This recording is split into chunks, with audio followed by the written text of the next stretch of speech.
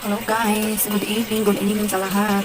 Ito guys, alas 10 na ng gabi. Tapos nandito pa ako sa, labahan yan. Labahan ko yan kasi kaninang umaga na wala ng tubig. Maghapon talaga siyang walang tubig guys. Talagang maghapon kaya ipon ako ngayon. Tapos maglalaba ako. So, magpulat ako guys. Magpulat lang ako magpulat. Mag-ipon. So, kasi dito kami lang. Kaya wala ng tubig. Kakalang mawawala na naman yung tubig bukas. Kaya puyat na naman. Puyat. Ang dami kong inipunan ng mga timba.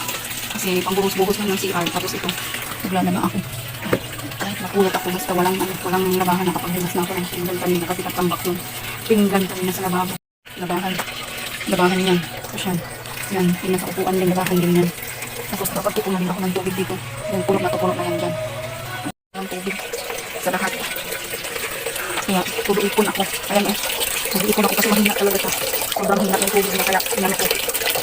Sinano sa lang talaga. Kaya tulo-ipon. Para bukas may gagamitin. Kung halimbawa magmawala ng tubig dito, may gagamitin tayo. Tapos mamaya maglalaba ako tapos mag-ipon-ipon sa labas. Puyat ang oras na. Magtagan na. Ito ng kape. Napuyat ako.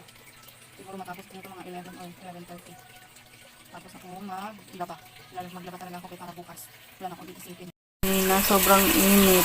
Tapos sabi ko magbubuhos lang ako, magpupunas lang ako kasi kung lagkit talaga ng kagawan ko, hindi ko na nagawa kasi may tubig na nag-iipon na lang ako.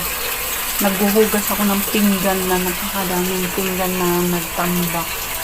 Kaya mamaya pagkatapos dito na medyo na yung tubig, dito naman sa CR ako mag-iipon. Habang nagkukusot ako, mag-ipon muna ako para pagkatapos ko magbanlaw na ako, ayun, maano na yun doon sa CR, mapuno na yung isang drum doon na malaki.